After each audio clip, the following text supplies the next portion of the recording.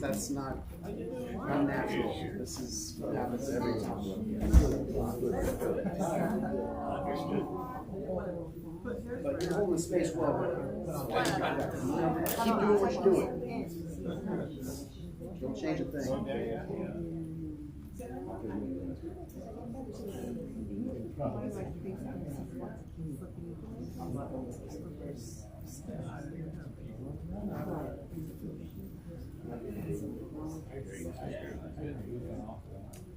And I'm pretty sure that's part of this matter of the legal process.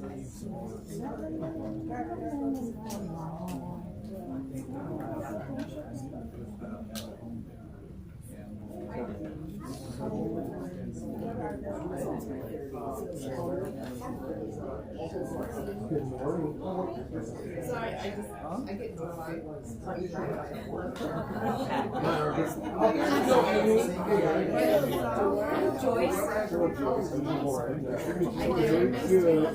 Very good.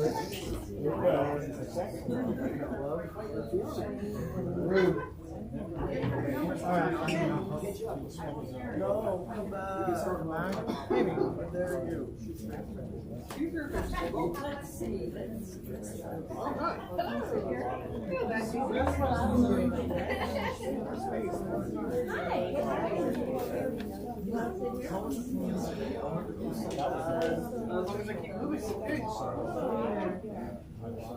It's sitting. He's vibrating. I didn't think about it.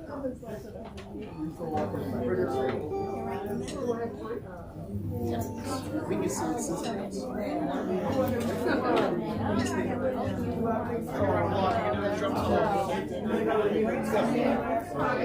don't think it's over.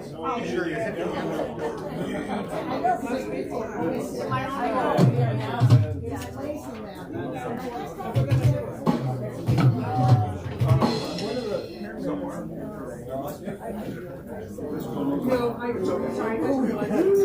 Thank you for giving me this.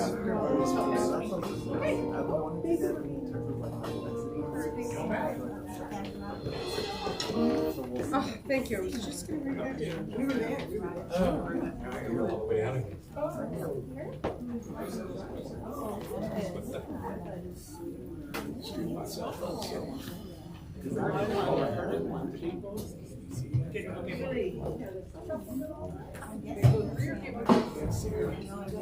Whatever you want to do.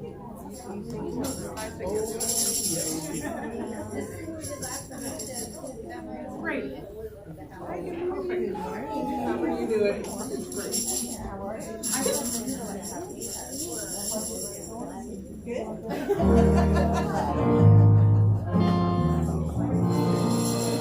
No matter where you come from, no matter where you're going, here's a place where you can take comfort in the knowing whether if you come to stay a while or you're just passing through. This door is open to you. Come and be the silence.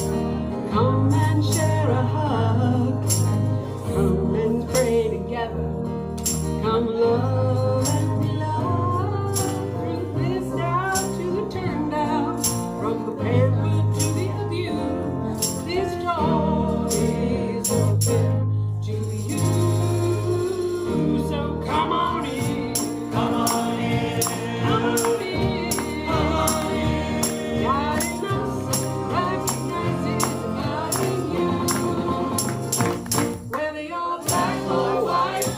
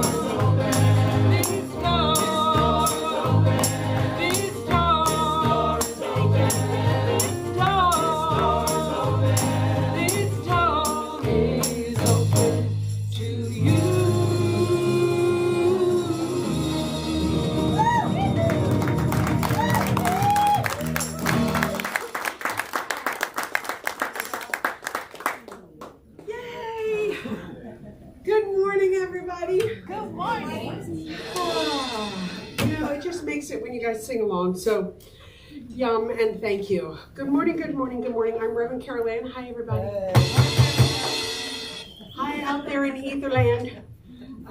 Good morning and welcome. Our speaker today, are you ready?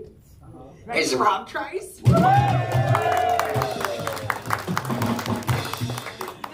Oh, I'm very excited. This is going to be so much fun. His topic is loving yourself is an inside job. Yeah, I can't wait. His practitioner is Reverend Dr. Wanda Moore.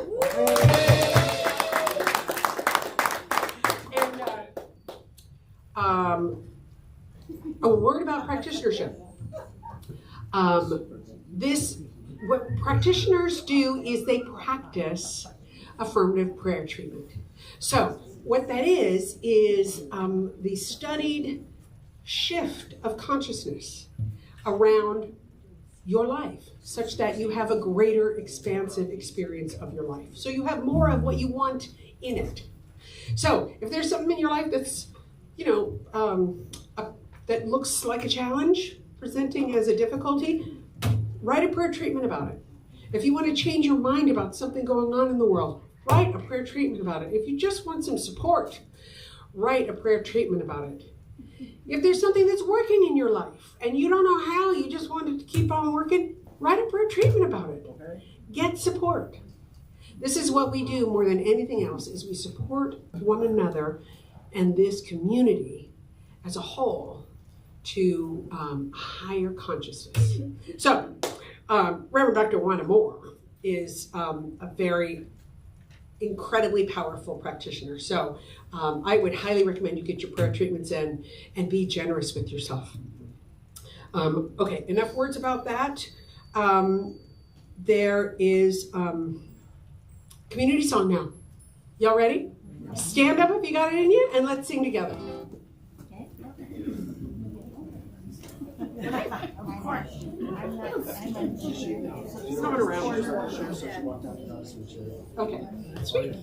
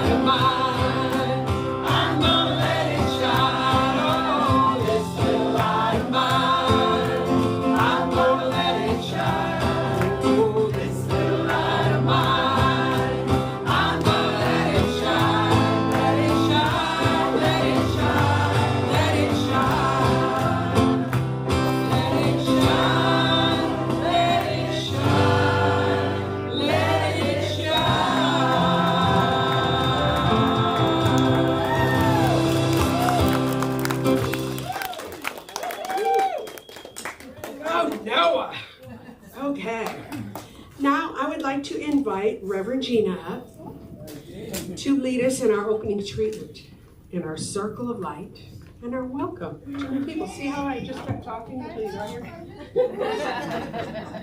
I love you. Hi everybody, good morning. Good morning. So I was going to do my famous treatment, the one that you love so much. But I thought I would do one out of the Science Mind book today. It's about love, and it's one of my very, very favorites. So if you just close your eyes, go within, take a deep breath, get grounded and present in this moment. God in me is united with God in all, the one now drawing into my life and all love and fellowship. I am one with all people, with all things, with all life. I listen in the silence. The voice of all harmony speaks to me and answers the love that I hold out to it.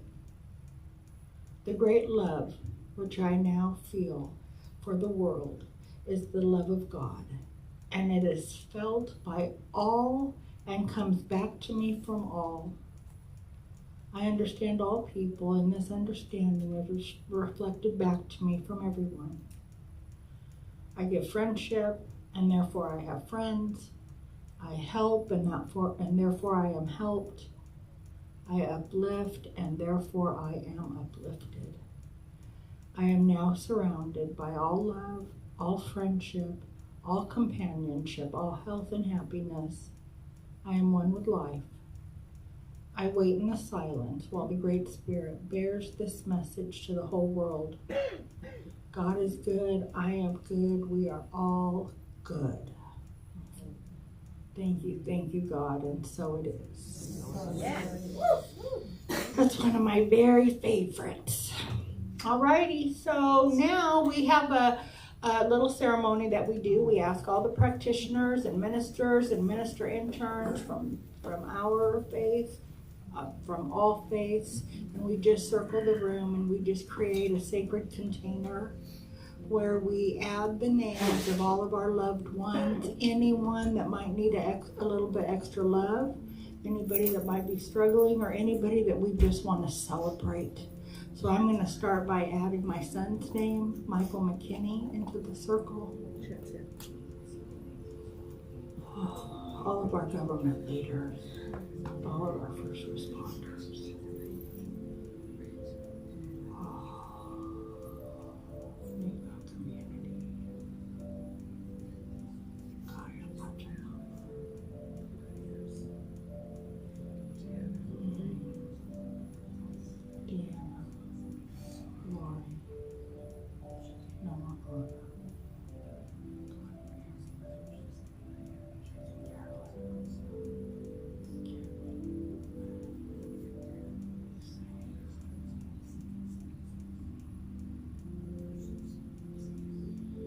And please don't forget to add your own name into the circle.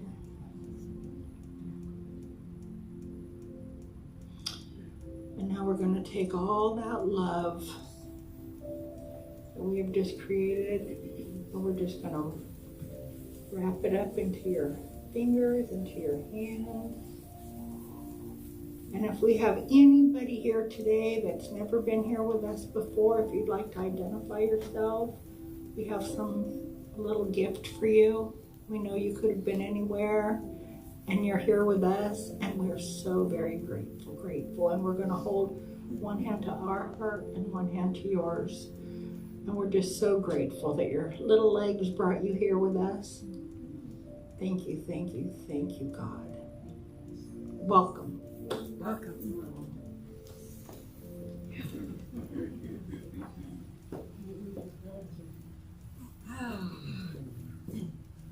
And in this warm, expansive circle of light, I would like to announce that Deanna Temple's dad passed this week. And we've all been holding him close in our hearts and our prayers for some time now.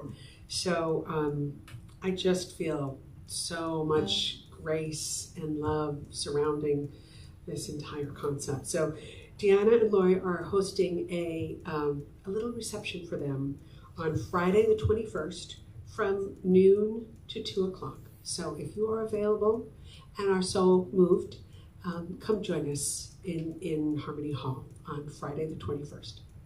Okay, now I'm going to wrap up that sweet, gentle, kind, loving, and wake you up a little, because even still sweet, kind, and loving, but it's Rob! Announcements time. Made it sound like my niece used to call me Uncle Wob. Uncle Bob. Hey everybody, hi. Hi, Bob. All right. Thank you, Chad. I'm going to keep this short because the speaker can be a bit of a gas bag, so I want to go ahead and keep this short. Right on. So we've got Monday, Tuesday, and Wednesday. We've got our Science of Mind 1, Science of Mind 3, and Science of Mind 2. And then Monday evenings, every Monday evening, 6:30 is our Reiki share. Every Wednesday at high noon is the ministers' meeting. The board has a meeting, their monthly meeting this Thursday. And then this Friday, as always, great time or greatest time of your entire life. If you want to show up, all you got to do is show up. Band and choir practice right here at 5:30 on Fridays. Woo-hoo! We had Michael show up for the first time. That was kind of super fun. The man looks really good in cerulean. Well done, Michael. Next week, we've got Leah Heyman, who will be giving the talk. And in 2 weeks, Reverend Dr. Wanda Moore, who I think just realized once again, because I talked to her only way early this week that I asked her to be my practitioner, that realizing that she's a practitioner today. and I'm realizing that I'm a speaker, so we both have to sit up here. So I'll go back there after I'm done talking. In 3 weeks, Cara Bithell will be speaking. Always awesome. Next Thursday, not this Thursday, but next Thursday, the 27th of February, right here in the sanctuary at 11 a.m. will be the Celebration of Life for Tom Buckingham. I always loved Tom Buckingham for about 18 different reasons, and reason number 16 is I thought he always had the coolest sounding British name, Tom Buckingham. That'll be here, 27th on your calendars, 11 a.m. right here in the sanctuary. We have we're wrapping up our Science of Mind, our current Science of Mind 2 on Shoreward, and we'll be kicking off. Reverend Carol Ann and myself will be teaching the Emerson portion of Science of Mind 2. That'll be kicking off on the 12th of March. 12th of March. And sign up with Reverend Gina. Sign up. Or online, or both, if you want to really cover your bases. And we have our annual membership meeting that's coming up next month. That's on the 23rd. There will be food, there will be merriment, and we will be electing our new board. So super fun time. It's like our Super Bowl, but even better, guaranteed. And that'll be happening next month. Am I missing anything? Yes, line from the back. Community meeting next Sunday. We have a community meeting next Sunday, and come and be part of our community. Yeah, we'll have food. I heard eat. Yeah, we'll have food. And we'll have drink and merriment, and that's always baked in, you guys. This is New Thought Community. We know how it's done. Okay, thank you. All right. Come sit over here. It's one of those times I get to tell Rob what to do. It's kind of fun. Now, I would like to invite Sandra Jimenez up to lead us in our vision, purpose, and mission. Good morning, everyone.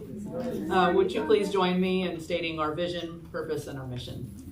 Our vision: we are a spiritually empowered family. Our purpose: to remember, experience, and connect with universal truth. And our mission: our New Thought community is a diverse spiritual family guided by universal principles and devoted to awakening to the divine presence within each of us. We are committed to loving, inspiring, and healing. And next, I'd like to invite Kip up here to do our reading and our treatment. No? No? Sorry. I like. You like? Okay. Yeah, I wrote it down that way, but it's wrong. Okay. I'll let Carol Ann take over. Thank you. Strong word, but yeah, that's an error on my part. Now I would like to invite our practitioner of the week, who is Reverend Wanda.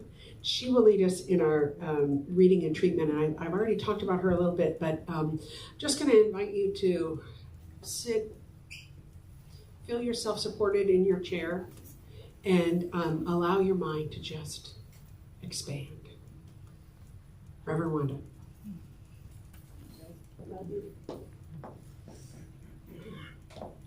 Thanks for the encouragement. Good morning, everyone. Good morning. Our reading today is going to be from a Buddhist kind of writer, talks about the principles of healing. And hopefully we can do it without my glasses, okay? Our work is to forget ourselves and remember the Father, the Supreme, the Infinite. In Him is rest and light and joy. As we are faithful in our forgetfulness of self and our remembrance of God, we should be led more and more towards the concentration of our whole heart in the Spirit. For the power of loving and knowing the Most High is the very gift which God Himself gave us, by which we may, if we consider it, be conscious of our oneness with God, who is the I am that I am. Acquaint yourself now with God and be at peace. Be at peace with the divine self that is within you and within all of you. Now, if you can quiet your mind a little bit and get into a space of oneness, I want to read this one thing from the Buddhists, and then we'll have a prayer. So every breath in is the death. Every breath out is the birth. The space between is mindful, helpful, hopeful, loving, living. Now, as you take that consciousness into your heart, realize that there is one life, one consciousness, one power, one presence, everywhere, being everything with no gaps or lapses, and also out picturing in each of us, we are the seeds of consciousness. We are the thoughts of God. We are here to be beneficial, to be the presence of light wherever we are, to be helpful, to be hopeful, to spread joy, to spread peace, to be within ourselves without anger, without distractions, without judgment, without rage. We are here to be peace and joy and light, growing our consciousness closer and closer and closer to the one that is our source. It is with gratitude that I know God continues to be within us, out picturing from us, allowing us to be seeds of its consciousness right where we are.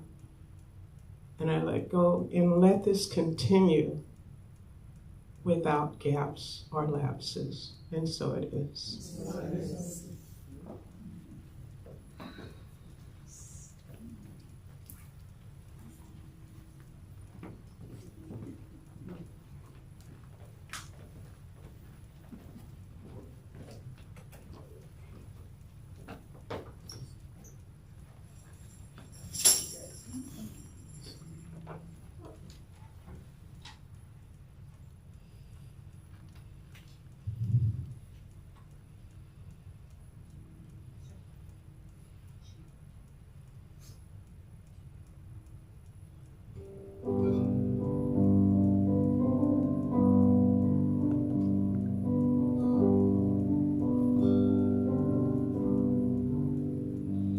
It's a simple love that holds us together.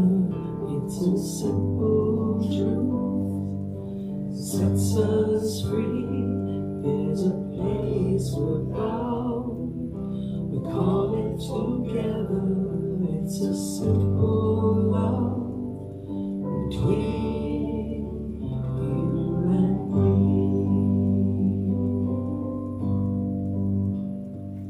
It's a simple thought, we are divine beings. It's a simple prayer, express God through me.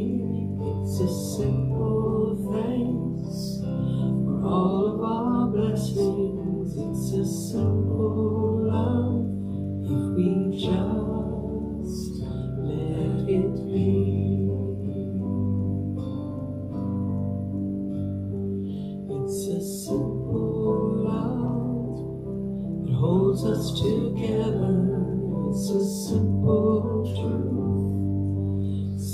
us free.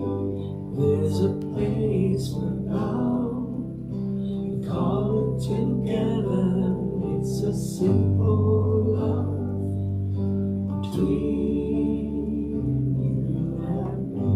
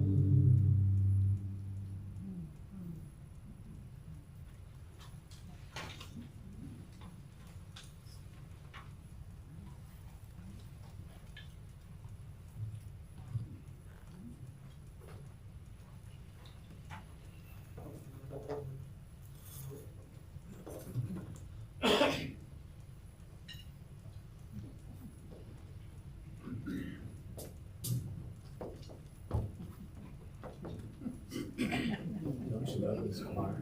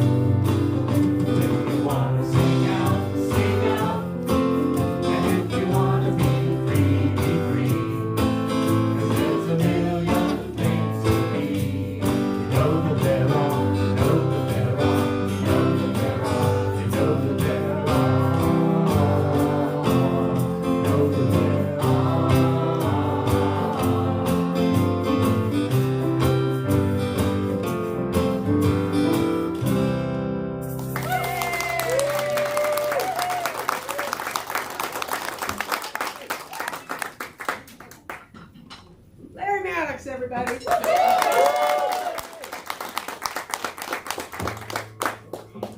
Okay. So I didn't think too much about how I was going to introduce Rob because I could be here for 10 minutes, just me. So instead of doing that, you all know Rob. You see him every week. And that speaks volumes. When Rob shows up, he shows all the way up. All the way. And no stone is left unturned. And no voice is left unheard. And no moment is missed. Because Rob is fully present. My friend, Rob Trice.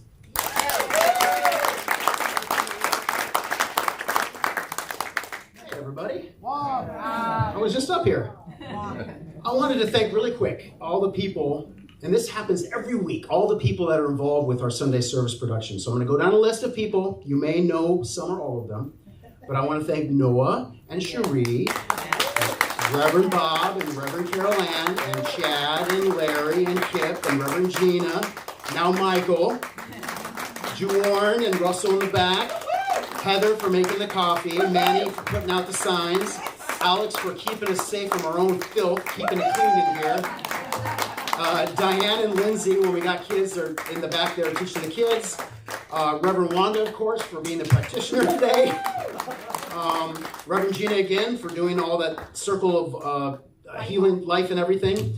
That still confounds me apparently. Sandra for coming in, even though she's ill, she came in anyway. And Chad, of course, he's got like a broken hip and he came in anyway. And Leah for doing the meditation, and I've probably forgotten about half a dozen people. And thank you all for coming, because you're all part of this Sunday production, so thank you. Right, okay, so I had two friends in high school. I had two best friends in high school. Kicked it off right. My best friends in high school, their names were Jabbar Beg and Mike Ruth. And we went to Mount Whitney down in Visalia. Jabbar Beg, he was the youngest and he was the only son with 4 older sisters in his devout Muslim family.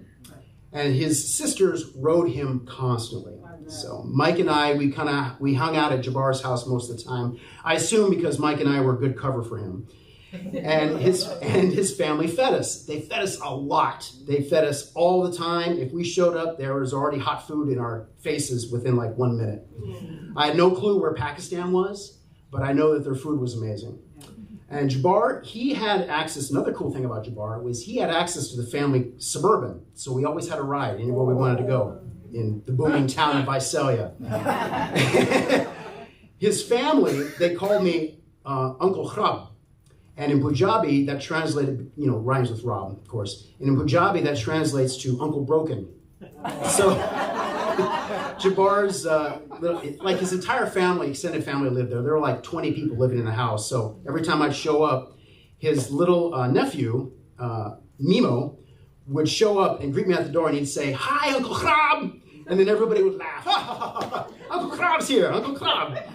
Every time, it was the same every time. So you may know Jabbar from my talk I did a couple months ago about being lost in Budapest. Jabbar was the guy who got his pocket picked like 1,000 times. So, so he's anyway.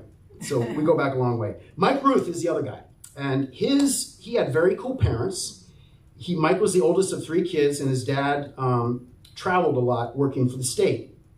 I think he worked for the state doing something, but he always had travel stories. So Bill Ruth always had a story ready to go. Every time we walk over, he would have a story about like when he was driving through Gilroy during an earthquake, or his army stories about the time he was in Germany.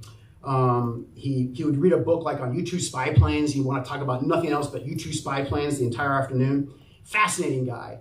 Jabbar and I, we suspected that it would be the perfect cover if he was in the CIA. And if he was in the CIA, he would be like the happiest guy at the CIA. Always just a really happy person, and a person who you could really tell that he really loved himself. And he loved, working with talking with other people. And so being your true self is a Science of Mind principle. I'm taking a Science of Mind class now, Science of Mind 3, with Rose and Ashley. And Reverend Susan and Reverend Mallory are our amazing teachers. And I seem to have a recurring gripe every class, and Susan will be shaking her head, is that I always scream out in some form every class. I go, why don't they just print a list of scientific principles so I can refer to it at the beginning of the book? It was beginning of this book, just put a list of scientific principles right there on the front page. It would save so much trouble. Anyway, so I'm talking about being yourself. Being yourself when you're alone, being yourself when you're around your friends, being yourself when you're in a crowd, being yourself in your own best, being your own best image because you know that you are perfect.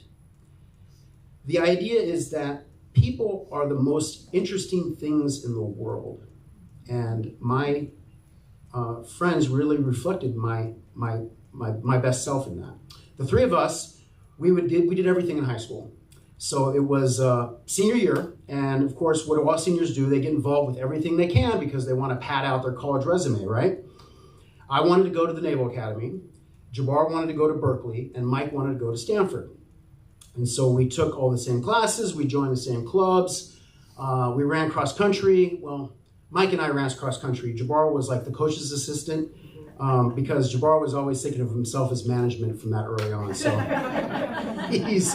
one of the things we did, we decided to join together were Sea Scouts. I don't know if you've ever heard of the Sea Scouts. They're like scouts, but you get seasick because you're on the ocean.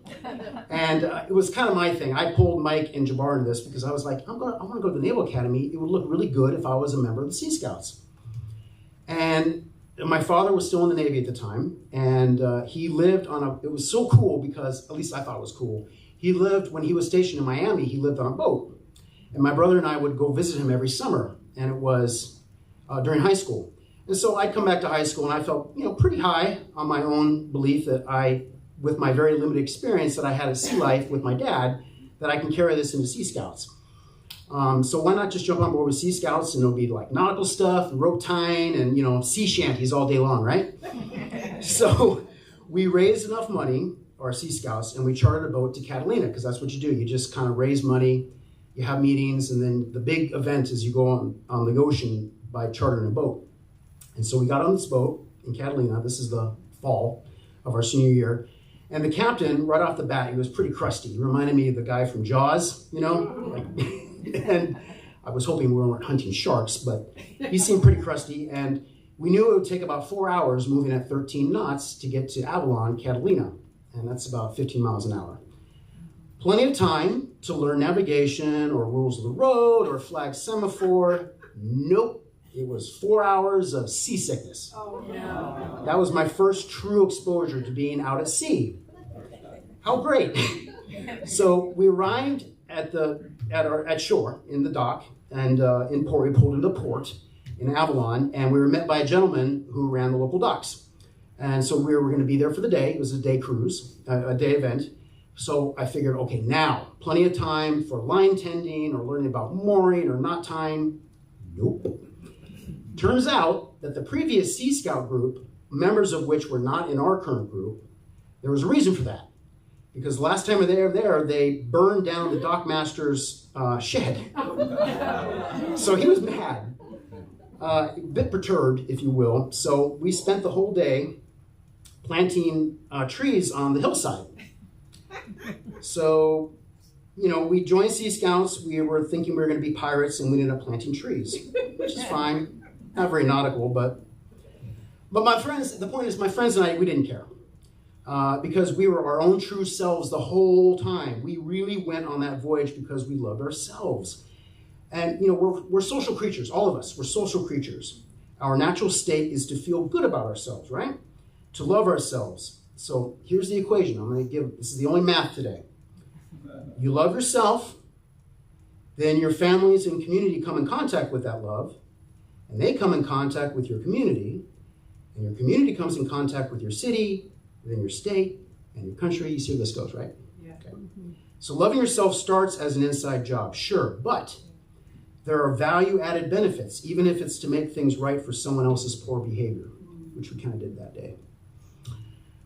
The next event that we did, because we wanted to get into college, was we joined the academic decathlon.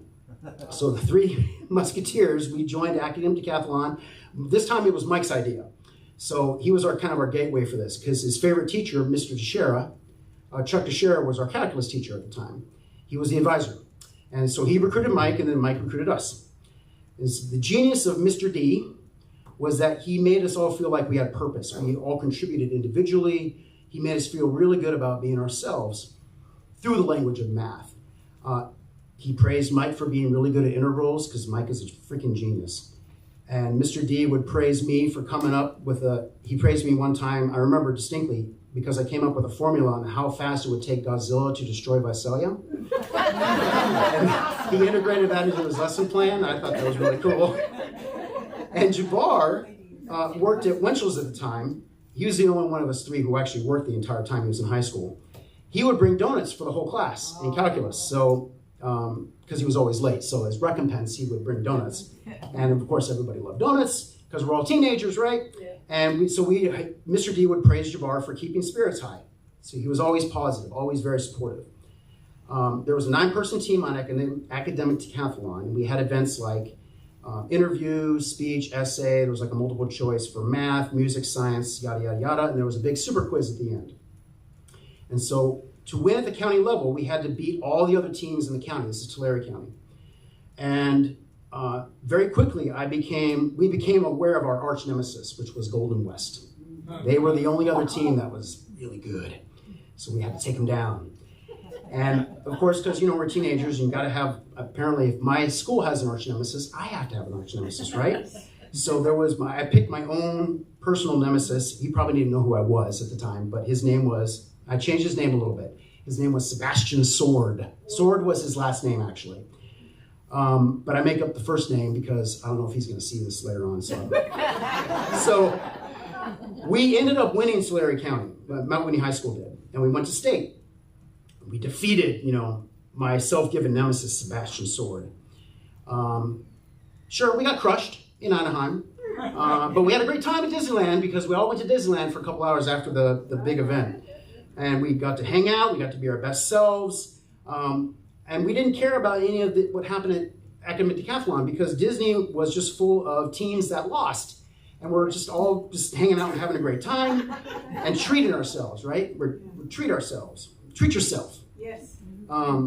Treat yourself with grace, fun, and respect, and everything else will always fall in place. Any fans of Parks and Rec out there? Yeah. Okay, of course, Carol Ann. I could do an individual talk. This is a comedy that was on TV for a long time. I can do an individual talk in every single character in this show. It's so great. But one of the running themes, one of the many running themes in this show was how 2 office workers, Tom Hatherford and Donnie Meagle, would always take a day off once per year and treat themselves. It was the Treat Yourself Day. And it was designed to be the perfect day of loving yourself. Of course, it was a comedy, so they'd always take it to absurd levels. Like Donna would have her elbow bedazzled with diamonds, or Tom would have his nails trimmed with a laser beam. It was all to feel good about yourself, because if you can't treat yourself, who are you going to treat? But the point was, loving yourself has no limits. They were really good friends, and they showed their love to each other by treating themselves. Third and final event that we did to pad our college resumes, when we joined, Mike and Jabbar and I, we joined Youth in Government. And we joined, we call it YAG, Youth in Government, YAG. This was mostly Jabbar's doing. So remember, this is the end of the 80s, right? Okay, so George Deukmejian, I think, was the governor of California at the time. A totally 80s governor, if you can ever imagine one. And this translated to Youth in Government. It was Youth in Government, and it was the 1980s, and it was all about excess and max headroom and all that stuff. So this venture was Jabbar's idea. And with Jabbar, whenever he gets excited about something, there's probably a girl involved. So Jabbar recruited Mike and I, joined Youth in Government. So the end goal, you go to meetings, you raise money, but the end goal was to go to Sacramento and to elect our own governor every year. Youth in Government elects their own governor every year. So to earn money, we had to, we got a gig with cleaning postal trucks at the post office. Those Saturday mornings, they were hot, they were gross, dusting out and washing those trucks. I will never look at a rubber band the same way again. We were miserable, but we loved it. We loved it because we were contributing to our club, to our friends, to ourselves. And of course, Jabbar would bring donuts to lift everybody's spirits. So I just have really fond memories of eating those bear claws and, covered in dust bunnies and listening to Roxette and In Excess blasting out of somebody's beat up tape deck. So we went to Sacramento and we learned how to caucus. We had our own candidate, the girl that Jabbar liked.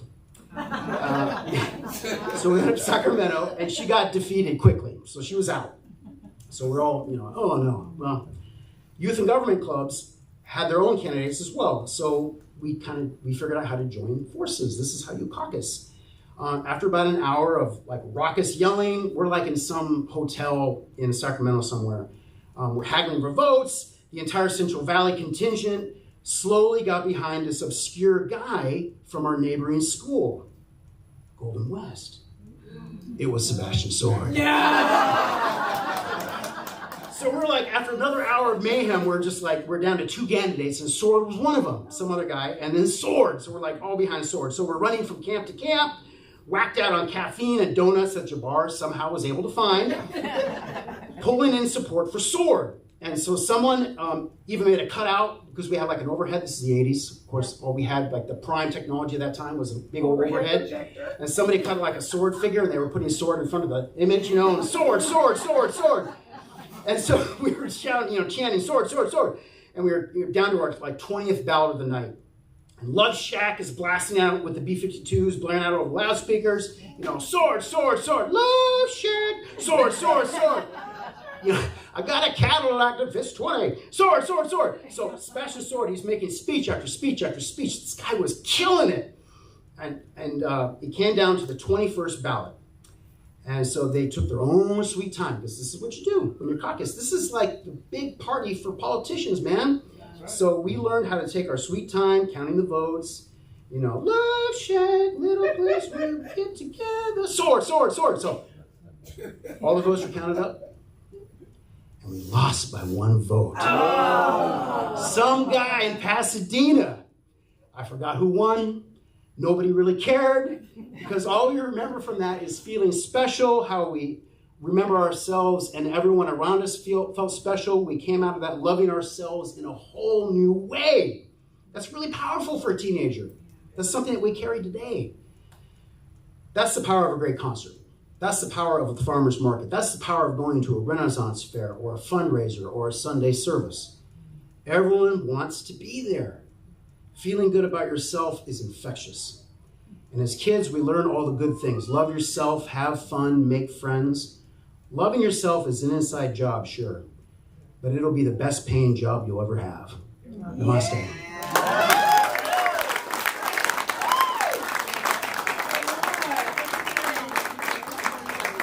Okay, can we have our ushers come forward?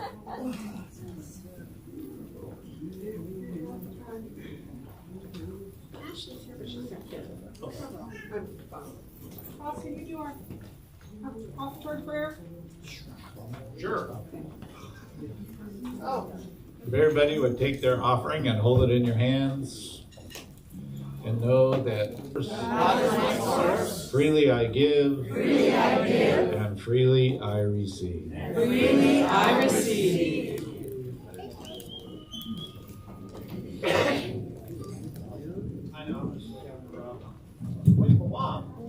Bob and Bob.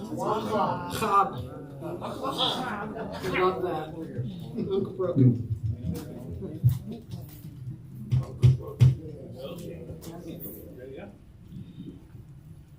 I'm going to be loud, Jordan. I'll stand back here. I got you. Here we go.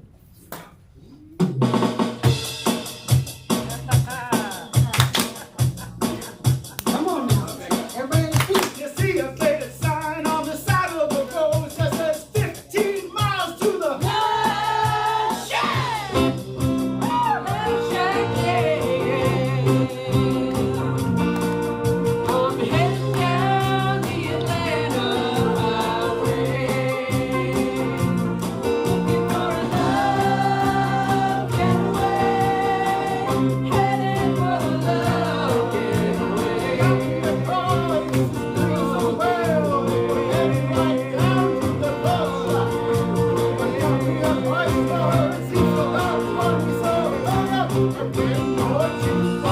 We're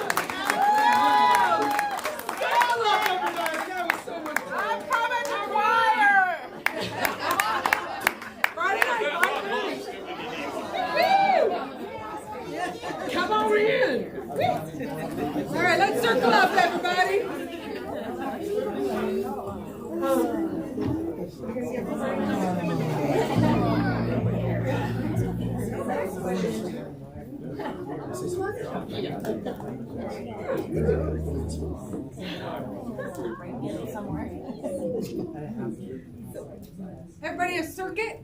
We're a circuit. We're ready.